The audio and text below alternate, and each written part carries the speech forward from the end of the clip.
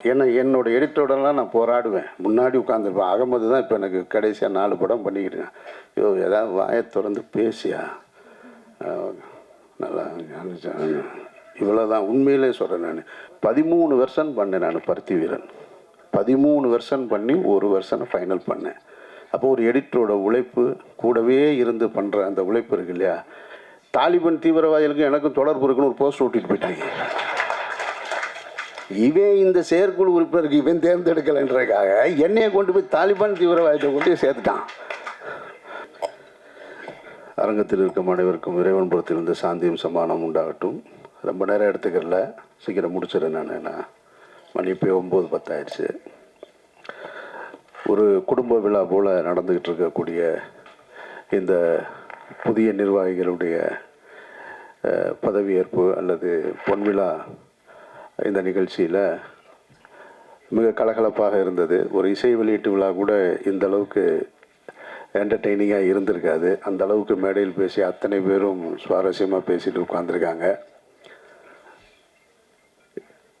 இது ஒரு சங்க விழாவாக இருந்தாலும் எதற்காக எடிட்டிங் பற்றி பேசிக்கிட்டே இருக்காங்க அப்படின்னா, எனக்கு தெரிஞ்சு இதற்கு முன்னால் அப்படி ஒரு வாய்ப்பு மேடையில் அமையவும் இல்லை, இனிமேலும் அமையுமான்னு தெரியலை. அதனால் ஒவ்வொரு இயக்குநர்களும் தங்களோட எடிட்டரோட தனக்கு நடந்த நிகழ்வுகளை சொல்லிக்கிட்டே இருக்காங்க. ஒரு இயக்குனருக்கு நிறைய எல்லாரும் சொன்னது தான். அது என்ன சொல்கிறாங்க, எல்லாருமே ஒரு இயக்குனருக்கு எடிட்டிங் சென்ஸ் வேணும் அப்படின்றது அது மறுக்க முடியாத உண்மை தான். எடிட்டிங் சென்ஸ் மட்டும் இல்லை, எல்லா சென்ஸும் வேணும். மியூசிக் சென்ஸ் வேணும், ஃபோட்டோகிராஃபி சென்ஸ் வேணும், எல்லாமே வேணும். ஒரு லொக்கேஷனை செலக்ட் பண்ணுறது வேணும், ஆக்ஷன் சீக்வன்ஸ் எப்படி எடுக்கணுன்றது எல்லா சென்ஸும் வேணும். ஆனால் ஒரு எடிட்டருக்கு, ஒரு டைரக்டருக்கான சென்ஸ் ரொம்ப முக்கியம். அதுதான் ரொம்ப முக்கியமானது. இவங்களுக்கு எல்லா சென்ஸும் வேணும். ஆனால் ஒரு டைரக்டரோட பார்வையில் ஒரு எடிட்டர் இருந்தால் தான் ஒரு சிறந்த படம் உருவாக முடியும். ஒரு திரைப்படத்தை ஒரு இயக்குனர் என்ன கற்பனையில் எவ்வளோ செலவு பண்ணி சிறந்த படத்தை எடுக்கிறேன்னு காலரை தூக்கி விட்டுக்கிட்டு ஷூட்டிங் ஸ்பாட்டில் இருந்துட்டு ஒரு படத்தை எடுத்துகிட்டு வந்தாலும் அந்த படம் தேருமா தேராதான்னு முதல்ல கண்டுபிடிக்கிறது எடிட்டர் தான். எடிட்டிங் ரூம் போனவுடனே அவர் தெரிஞ்சிடும்.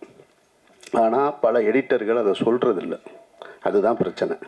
அதை டைரக்டருக்கு சொல்லிட்டாங்கன்னா அங்கேயே அதை சரி செஞ்சிட முடியும். இப்போது எழில் சொன்னது போல் பல எடிட்டர்கள் நமக்கு எதுக்கு, இங்கே முடிச்சிட்டோமாக்க அடுத்த மீட்ரு இன்னொரு இடத்துல இருக்குது, அங்கே போகலாம், அதை பார்க்கலாம். இது சொன்னால் வேறு இவன் நம்ம அடுத்த எடிட்டர் வேறு மாற்றிடுவான், இது எதுக்கு சொல்லணும். ஏன்னா என்னோடய எடிட்டரோடலாம் நான் போராடுவேன். முன்னாடி உட்காந்துருப்பேன். அகமது தான் இப்போ எனக்கு கடைசியாக 4 படம் பண்ணிக்கிட்டேன். ஐயோ ஏதாவது வாயை திறந்து பேசியா நல்லா இவ்வளோதான். உண்மையிலே சொல்கிறேன். நான் மானிட்டருக்கு பக்கத்தில் வேறு உட்காந்துருப்பேன். பின்ன உனக்கு அது பிடிச்சிருக்கா ஏதாவது சொல்லியா, நல்லா தான் சார் இருக்குது அப்படின்னு. நல்லா இருக்குன்னு சொல்லியா, நல்லா தான் இருக்குன்ற அப்படின்னா, இருக்குது சார் நான் பார்த்துட்டு சொல்கிறேனேம்மா. இவ்வளோ நேரம் நீ தானே பார்த்த இதை அப்படின்னா, முழுசாக பார்த்துட்டு சொல்கிறேன் சார். முழுசாக பார்த்துட்டு ஆடியன்ஸ் தான் சொல்லணும், நீ முதல்லையே சொல்லணும் அப்படின்னு. உண்மையிலே ஒரு ஒரு இயக்குனர் தன்னுடைய காதலியை பார்ப்பது, தனி அறையில் உட்காந்து காதலி கூட எவ்வளோ சந்தோஷமாக இருக்க முடியுமோ அந்த சந்தோஷம் எடிட்டிங் ரூமில் தான் கிடைக்கும் ஒரு டைரக்டர். நான் அதை உணர்ந்திருக்கேன். இப்போ நான் என்னோடய ஃப்ரெண்டு டைரக்டர்ஸு, இன்னும் அசிஸ்டன்ட் டைரக்டர்ஸ் எல்லாருக்குமே ஒரு பெரிய விவாதம் நடக்கும். ஒரு பவுண்டட் ஸ்கிரிப்ட் இருந்தால் நல்ல படத்தை எடுத்துடலாம், ஒரு நல்ல கதை இருந்தால் நல்ல படத்தை எடுத்துடலாம் அப்படின்லாம் சொல்லுவாங்க. ஆனால் ஒரு படம் உருவாவது எடிட்டிங் ரூமில் தான்னு நான் நம்புகிறேன். என் படங்கள் அப்படி தான் உருவாக்குறேன் நான். ஒரு பவுண்டட் ஸ்கிரிப்ட் இருந்தால் மட்டும் நல்ல படம் உருவாயிடாது. ஒரு எடிட்டிங் ரூமில் தான் ஒரு நல்ல படம் உருவாகுது. 13 வெர்ஷன் பண்ணேன் நான் பருத்தி வீரன். 13 வெர்ஷன் பண்ணி ஒரு வெர்ஷனை ஃபைனல் பண்ணேன். அப்போ ஒரு எடிட்டரோட உழைப்பு கூடவே இருந்து பண்ணுற அந்த உழைப்பு இருக்கு இல்லையா. பல நேரங்களில் அதாவது ஷூட்டிங் ஸ்பாட்டில் அசிஸ்டன்ட் டைரக்டர் திட்டு வாங்குவாங்க. ஷூட்டிங் முடிஞ்சதுக்கப்புறம் அதிகம் சண்டை வர்றது எடிட்டரோட தான். அப்படி தான் நடக்கும். ஆனால் அதை தாண்டி படத்துக்கு தான் உண்மையாக இருக்கணும். நீங்கள் டைரக்டருக்கு உண்மையாக இருக்கிறதோ அது தேவையில்லை. அந்த படத்துக்கு எடுத்துகிட்டு வந்த படத்துக்கு உண்மையாக இருக்கணுன்றது தான் என்னுடைய கருத்து. அதே மாதிரி எனக்கு தெரிஞ்சு ஒரு படம், அந்த படம் ஒரு புதுமுகத்தை வச்சு எடுத்தாங்க. அந்த படத்தை எடுத்துகிட்டு ஒரு 2 ஷெட்யூல் முடிச்சுட்டு வந்த உடனே எடிட்ரு படம் பார்த்துட்டு, அந்த எடிட்டர் இங்கே இருக்கார், இந்த அரங்கத்தில் இருக்கார். அவர் பார்த்துட்டு சொல்லிட்டாரு, சார் இது தேராது சார் இது அப்படின்ட்டு. அவர் என்ன பண்ணிட்டாரு, ஆனால் அது தேடுற படம் தான், இவர் முடிவு பண்ணிட்டார் அது தேராதுன்னு சொல்லிட்டு அந்த படத்தை பாதியிலேருந்தே விலகிட்டார். நான் என்ன நினைக்கிறேன்னா, அப்படி ஒரு இளையராஜா இந்த படம் தேராதுன்னு நினச்சிருந்தா ஒரு முதல் மரியாதை வந்திருக்காரு. பஞ்சு சார் அப்படி நினச்சிருந்தாருன்னா அபூர்வஸ் அவர்களை திரும்ப ரீஷூட் பண்ணி எடுத்திருக்க மாட்டாங்க.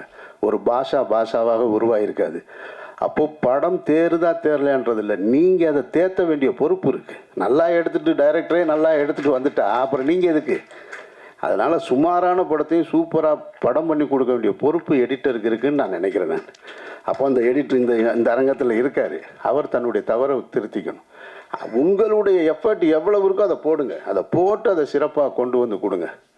அதுதான் ஒரு எடிட்டர் ஒரு படத்துக்கு செய்ய வேண்டிய பங்களிப்பாக நான் பார்க்குறேன். மற்றபடி சங்க விழா இது. இந்த சங்கத்தை பற்றி நிறைய சொல்லிட்டாங்க. நிறைய பிரச்சனைகள் இருக்குதுன்னு போஸ் வெங்கட் சொன்னார் எல்லாரும். இந்த சங்கங்களில் இருக்கிற பிரச்சனை என்னென்னா, இந்த நிர்வாகம் சரியில்லை. அதை முதல்ல தொடங்கும் போது எப்படி தொடங்குவாங்கன்னா, இந்த நிர்வாகி சரியில்லை சார், அப்படி தப்பு பண்ணுறாரு சார், இப்படி தப்பு பண்ணுறாரு சார், சங்கத்தை காப்பாற்ற வேண்டிய பொறுப்பு இருக்குது சார், உறுப்பினர்கள்லாம் கஷ்டப்படுறாங்க சார், இதெல்லாம் சொல்லி ஏற்றி விடுவான் ஒரு 10 பேர். அவனுக்கு வேறு வேலையே இருக்காது. அவன் என்ன பண்ணுவான்னா, அவன் யார் லைம் லைட்டில் முன்னாடி இருக்கிறாங்களோ அவங்கள கூப்பிட்டு வந்து சொல்லுவான். அப்படி தான் எங்களெல்லாம் இழுத்து கொண்டு வந்து விட்டாங்க. அந்த செந்தில் படம் ஒரு படத்தில் காமெடி, ஒரு பிள்ளையை காப்பாற்றுவார் ஒரு படம், பழைய படம், அது என்ன படம்னு எனக்கு நினைவு இல்லை. எல்லாரும் நின்று வேடிக்கை பார்த்துக்கிடுவாங்க, கிணத்துக்குள்ளே புள்ள விழுந்துடும். செந்தில் மட்டும் கடைசியில் கூச்சி காப்பாற்றுவார். எல்லாரும் கை கொடுப்பாங்க. அதெல்லாம் சரி, என்னை யாரா தள்ளி விட்டதுன்னு கேட்பார். அந்த மாதிரி என்னையெல்லாம் சங்கத்துக்குள்ளே அப்படி தான் தள்ளி விட்டாங்க. செல்வமணி என்ன பண்ணுறாருன்னு தெரியுமா, அவர் என்ன இப்படி இருக்காருன்னு தெரியும், அவர் பாவம். நான் உடனே இவரை எதுக்குறதுக்கு ஏதோ குருச்சேத்திர போகிற மாதிரி இறங்கி வந்து நின்று, அன்னைக்கு பார்த்தீங்கன்னாக்கும் குமுதம் ஆனந்தவுடன் எல்லா தலைமையும் பாரதி ராஜாவை எதிர்த்து நிற்கும் அமீர் அப்படின்னு. இவர்கிட்ட போய் அவன் பாரதி ராஜா இடத்த பிடிக்க ஆசைப்படுறாங்க அப்படின்னு. பாரதி ராஜா இடத்த பிடிக்கிறதுக்கு ஆசைப்பட்டுனா முடிக்கவே முடியாது. ஏன்னா அப்படி ஒரு படைப்புகளை பண்ணி வச்சுட்டு போயிருக்காரு. சங்கத்தில் பிடிச்சி நான் என்ன செய்ய? இப்படி எத்தையாவது ஒரு கொம்பு செய்ய விட்டு கொண்டு வந்து விட்டுட்டு போயிட்டான். அப்புறம் பார்த்தா தான் தெரியுது, இது என்னடா தேவையில்லாத வேலையை நம்மளை கொண்டு வந்து தள்ளி விட்டாங்க. ஒழுங்காக படம் பண்ணிக்கிட்டு இருந்தவங்க இங்கே வந்து உட்காந்தா போஸ் வெங்கட் சொன்னார்ல, அவர் வீட்டில் வந்து என்ன பிரச்சனை நடந்திருக்குன்னு கூட தெரியல. ஆனால் அது குறித்து 4 மாதமாக எங்கே போனேன்னு கேள்வி கேட்டாங்கன்னு. எனக்கெல்லாம் ஒருத்தன் வந்து என் மேலே உள்ள கோபத்தில் இயக்குனர் சங்கத்தில் இருக்கும் பொழுது இப்போ சமீபத்தில் நடந்த பிரச்சனை மாதிரி தான் அப்போவே தாலிபான் தீவிரவாதிகளுக்கும் எனக்கும் தொடர்பு இருக்குன்னு ஒரு போஸ்ட் ஓட்டிட்டு போயிட்டாங்க. இவன் இந்த செயற்குழு உறுப்பினருக்கு இவன் தேர்ந்தெடுக்கலைன்றதுக்காக என்னையை கொண்டு போய் தாலிபான் தீவிரவாதத்தை கொண்டு போய் சேர்த்துட்டான். ஐயோ, ஒவ்வொரு முறை பொதுக்குழு நடக்கும் போதும், அதாவது கௌரவமான, நான்லாம் அண்ணாந்து பார்த்த இயக்குநர்கள் ஆர்வி உதயகுமார் சார், செல்வமணி அண்ணன் 2 பேருமே பெரிய படைப்புகளை படைச்சு தொடர் வெற்றி. உதயகுமார் சார்லாம் தொடர் வெற்றி. செல்வமணி என்ன உச்சத்தில் இருக்கார், பிரம்மாண்டமான படைப்புகளை கொடுத்துருக்காரு. இங்கே ஒருத்தன் வந்திருப்பான் 75 வந்து அசிஸ்டன்ட் டைரக்டராக சேர்ந்து, அவன் ஊரில் வேறு பிரச்சனை என்னென்னா, அவன் ஒரு கேபிள் டிவி நடத்தி அதில் காசை சீட்டிங் பண்ணி எங்கே போகிறோன்னு தெரியாமல் அசிஸ்டன்ட் டைரக்டர் கார்டை வாங்கிட்டு இங்கே வந்து ஒளிஞ்சு உட்காந்துட்டுப்பான். அவன் உட்காந்துட்டு இந்த 2 பேரையும் கேள்வி கேட்பான். பாருங்கள், இந்த அவமானத்தெல்லாம் தாங்கணும்னா ஒவ்வொரு முறை பொதுக்குழு நடக்கும் போதும் அது ஒரு கத்தி மேலே நிற்கிற மாதிரியே இருக்கும். அதை சமாளிக்கிறதுக்கு ஒரு திறமை இருந்தால் தான் முடியும், இல்லைன்னா எல்லாருனாலையும் அதை சமாளிச்சிட முடியாது. முதல்ல உங்களை அவமானப்படுத்துவாங்க. அப்படி தான் நடிகர் திலகம் சிவாஜி கணேசன் அவர்கள் கடைசி வரைக்கும் நடிகர் சங்கம் போகாமல் இருந்தது காரணமே இதுதான். யாரோ ஒருத்தன் கேள்வி கேட்பான், என்னென்னமோ கேட்பான். அதனால் இந்த சண்டை இருக்கு இல்லையா, இது இல்லை இப்போ முக்கியம். தமிழ் சினிமாவே இப்போ அனாதையாக கிடக்கு. நீங்கள் சங்கங்களுக்கு போயிட்டீங்க, நீங்கள் இந்த சங்கத்தை காப்பாற்றுறது, அன்னை 23 சங்கத்தை காப்பாற்றுறேன்னு. தமிழ் சினிமாவே இப்போ அனாதையாக கிடக்கு. அதை காப்பாற்ற வேண்டிய பொறுப்பு இருக்குது. நான் தான் இன்றைக்கி தயாரிப்பாளர் சங்க தலைவர் வந்திருப்பாருன்னு அழைப்புதலில் பார்த்தேன். வந்திருந்தாருன்னா அதை தான் சொல்லணும்னு நினச்சேன். பெப்சி தலைவர் இருக்கார், இயக்குனர் சங்க தலைவர் இருக்கார், தயாரிப்பாளர் சங்க தலைவர். அவர் வரலனாலும் இந்த செய்தியை கொண்டு போய் சினிமாவை காப்பாற்ற வேண்டிய பொறுப்பு இருக்குது. வருஷத்துக்கு 365 நாள். ஆனால் தமிழ் படம் ப்ரொடக்ஷன் 250 படம் ப்ரொடக்ஷன் ஆகுது. இந்த லாஜிக் எங்கேயாவது எடுப்படுதா பாருங்களேன். 1.5 நாளைக்கு ஒரு படம் ரிலீஸ் ஆகுது கணக்கில். எப்படி சார் படம் பார்ப்பாங்க? அவள் வீட்டில் ஏற்கனவே டிவியில் படம் போட்டுக்கிட்டு இருந்தாங்க. அதை தாண்டி இப்போ ஆண்ட்ராய்டு ஃபோன் இருக்குது. ஆண்ட்ராய்டு ஃபோனுக்குள்ளே ஒரு 25 ஓடிடி பிளாட்ஃபார்ம் இருக்குது. உட்கார்ந்த இடத்துலையே படம் பார்க்குறான். இதை தாண்டி ஒரு தேட்டருக்கு வந்து அவன் படம் பார்க்க வேண்டிய அவசியம் என்ன இருக்குது? அதனால தான் வரமாட்டான்னு தெரிஞ்சு தான் எல்லாருமே பேன் இண்டியா மூவியாக எடுத்துக்கிட்டே இருக்காங்க. இப்போ 2 நாளைக்கு முன்னாடி ஒரு படம் கல்கி ரிலீஸு நல்லா இருக்குது. இங்கேருந்து டிசம்பர் வரைக்கும் 7 பெரிய படம் இருக்குது. எல்லாமே 500 கோடி 600 கோடி 1000 கோடின்னு. இதுக்கு இடையில் எந்த சின்ன படத்துக்கும் உங்களுக்கு தேட்டர் தரப்போகிறாங்க? முதல்ல அதை யோசிங்க. படம் எடுக்கணுமா வேணாமான்னு உட்காந்து டிஸ்கஸ் பண்ணணும். 250 படம் ஏன் தயாரிக்கணும்? அப்போ உண்மையிலே தயாரிக்கிறதுக்கான தேவை இங்கே இருக்கா? அதை விவாதிக்கணும். அப்புறம் சொன்னது மாதிரி ஒரு இண்டிவிஜுவல் கையில் சினிமா போயிடுச்சு. நான்லாம் இன்னும் 2 வருஷம்தான் பார்த்துட்ருப்பேன். நான் இங்கே ரொம்ப செட் ஆகலைன்னு வச்சுங்களேன். ஏற்கனவே பாரதி ராஜா சார் சொன்னார், அவர்னால் இப்போ செய்ய முடியலை. நான் போய் செஞ்சிருவேன். மதுரையில் உட்காந்து அங்கேயே படம் எடுத்து அங்கேயே ஆட்களை வச்சு எடுத்துக்கிட்டு நான் இதை இங்கே உங்ககிட்ட பெப்சி தலைவர் வச்சுக்கிட்டே தான் சொல்கிறேன். சரி பண்ண முடியலாம், ஒன்றும் பண்ண முடியாது. ஏன்னா நான் எவ்வளவு செலவு பண்ணி ஒரு படம் எடுத்துகிட்டு வந்தாலும் தேட்டர் கிடையாதுங்க. தேட்டரில் ரெகுலர் ஷோ கொடுக்கல. ஒரு காலகட்டத்தில் 7-8 தேட்டருக்கு நம்ம படம் ரிலீஸ் ஆகுதுன்னா, மதுரைனா இந்த தேட்டரு சினிப்பிரியா சிந்தாமணி இப்படின்னு ரிலீஸ் ஆகும். சனி ஞாயிறுனா மற்ற நாட்களில் 3 ஷோ, சனி ஞாயிறு 4 ஷோன்றது சின்ன பிள்ளை கூட தெரியும். இப்போ எந்த தேட்டரில் எந்த படம் எப்போ ஓடுதுன்னு தெரில, எந்த ஷோ கொடுக்குறாங்கன்னு தெரியலை. தெரியாமல் எப்படி படம் பார்க்க முடியும்? ஒருத்தன் காலையில் படம் பார்க்கணுன்னு ஆசைப்பட்டிருப்பான், இல்லை மதியம் படம் பார்க்கணுன்னு ஆசைப்பட்டிருப்பான். 7:30 மணி ஷோ ஒன்று தாங்க இருக்குன்றாங்க ஒரு தேட்டரில். ஸோ அப்போ ரெகுலர் ஷோஸே படங்களுக்கு கிடைக்கிறது இல்லை. நீங்கள் கோடிகளை கொட்டி எடுக்கிற படங்களுக்கு ரெகுலர் ஷோஸ் கிடைக்காம அந்த படம் எடுத்தான்னா எடுக்கிறேன்னா என்ன? அதுக்கு அந்த காசை வச்சுருந்தா, இப்போ நான் ஒரு 8 கோடி ரூபாய்க்கு ஒரு படம் எடுத்திருக்கேன். பேசாமல் அந்த காசை வச்சுக்கிட்டு புதுசாக கார் வாங்கிட்டு சந்தோஷமாக ஊர் பூரா சுற்றிக்கிட்டே எடுத்துடலாம். இது எதுக்கு? இப்போ ரிலீஸுக்கு 1 கோடி ரூபா வேணும். ஒரு படத்தை நீங்கள் திரும்ப தேட்டருக்கு கொண்டு வந்து ஒரு படத்தை எடுத்து முடிச்சுட்டா ரிலீஸுக்கு கியூபுக்கு பணம் கட்டி, கியூப்லாம் அண்ணனுக்கு தெரியும். முதல்ல அவங்க தொடங்கும்போது எப்படி நம்ம ஆஃபீஸில் வந்து நின்று அப்படியா ஒரு 2 கொடுங்களேன், 3 கொடுங்களேன், 4 பிரிண்ட்டு கொடுங்களேன். நீங்கள் 50 அப்போல்லாம் 65 பிரிண்ட் 70 பிரிண்ட் போட்டுக்கிற ஃபிலிமில் நீங்கள் ஒரு 5 மட்டும் கியூப் கொடுங்களேன்னு கேட்டுக்கிருந்தவங்க இன்றைக்கி மோனோபோலி ஆகி உட்காந்துருக்காங்க. அவங்கள போய் கேள்வி கேட்கணுன்னா கேள்வி கேட்க முடியாது.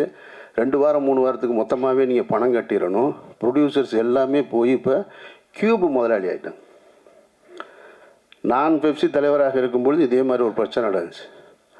இதே எப்படி என்கிட்ட வாய்ப்பு கேட்டு வந்தாங்களோ கியூபு, அதே கியூபுக்கிட்ட நான் திரும்ப போகும்போது, நான் பெப்சி தலைவராக இருக்கும்போது போகும்போது, நீங்கள் வெயிட் பண்ணுங்கள் வெளியில் அப்படின்னா ரொம்ப கடுமையான வார்த்தைகளை பயன்படுத்திட்டு தான் சொன்னேன். நான் இந்த மோனோபோலி சிஸ்டம்லாம் இங்கே வச்சுக்கக்கூடாது, நீங்கள் ரொம்ப பிரச்சனை பண்ணீங்க, இந்த ஆஃபீஸே இருக்காது அப்படின்னு சொல்லிட்டு இன்றைக்கி அப்படி ஒவ்வொரு தனித்தனி முதலாளிகளாக அவங்க கையில் சினிமா மாட்டியிருக்கு. அதிலிருந்து சினிமாவை காப்பாற்றணும். சினிமாவை காப்பாற்றினா தான் எடிட்டர் உங்களுக்கு வேலை. அதில் தான் நீங்கள் 2 பிரிவாக இருக்கீங்க. அதில் தான் ஒவ்வொரு சங்கங்களையும் 2 பிரிவாக இருக்கீங்க. முதல்ல சினிமா இருந்தால் தானே நம்ம இருக்க முடியும். அப்போ சினிமாவை காப்பாற்ற வேண்டிய பொறுப்பு இருக்குது. சினிமா கொஞ்சம் கொஞ்சமாக மாறி மாறி மாறி மாறி அடுத்த தளத்துக்கு போயிருக்கு. அதனால் இது ஒரு பெரிய டிஸ்கஷன் தேவைப்படுது. அதில் நடப்பில் படம் தயாரித்து கொண்டிருக்கக்கூடிய இயக்குநர்கள், ப்ரொடியூசர்ஸ்னு ஒரு காலத்தில் தனியாக இருந்தாங்க. இப்போ ப்ரொடியூசர்ஸ்னு எங்கே இருக்காங்க? 10 ஹீரோ இருந்தால் 10 ஹீரோவும் ப்ரொடியூசரு, 10 டைரக்டர் இருந்தால் 10 டைரக்டரும் ப்ரொடியூசரு. அப்போ இவங்க தான் இப்போ படத்தை உருவாக்குறாங்க. அப்போ இவங்களோட உட்காந்து இந்த சினிமாவை எப்படி எடுக்கிறது, இது உண்மையிலே மார்க்கெட்டிங் இருக்கா? ஓடிடின்னு சொல்லிக்கிட்டே இருந்தாங்க. இப்போ ஓடிடியில் எந்த படம் வாங்குறதில்ல. நீ தேட்டருக்கு போயிட்டு வான்ட்டான். தேட்டருக்கு வந்தால் இங்கே ஸ்க்ரீன் கிடையாது. அப்போ இன்னும் ஒரு 1 கோடி ரூபா செலவு பண்ணணும். 1 கோடி ரூபா செலவு பண்ணுறதுக்கு பணம் ரிட்டர்ன் வருமானா உறுதியாக தெரியலை. சரி, தேட்டருக்கு போன எல்லா படத்தையும் ஓடிடியில் வாங்குறாங்களான்னா அதுவும் கிடையாது. அப்போ இதை உட்கார்ந்து நீங்கள் வரைமுறைப்படுத்த வேண்டிய மிகப்பெரிய பொறுப்பு அத்தனை பேருக்கு இருக்குது. அதனால் இதில் புதுசாக தேர்ந்தெடுக்கப்பட்டவங்க, பழைய நிர்வாகிகள் அதெல்லாம் தாண்டி ஒட்டுமொத்த சங்கங்களும் சேர்ந்து சினிமாவை காப்பாற்ற வேண்டிய பொறுப்பு இருக்குது. அந்த பொறுப்பை இந்த நிகழ்ச்சியின் மூலமாக எல்லோருக்கும் அது செய்தியாக போய் சேர்ந்து அடுத்த கட்டத்தை நோக்கி நகரணும். அதை இயக்குனர் சங்க தலைவர்கிட்டையும் பெப்சி தலைவர்கிட்டையும் இங்கே வராமல் இருக்கக்கூடிய தயாரிப்பாளர் சங்க தலைவர்கிட்டையும் கோரிக்கையாக வச்சு விடைபெறுகிறேன். இந்த விழாவில் கலந்துக்கிறதுக்கு எனக்கு வாய்ப்பளித்ததற்கு நன்றி.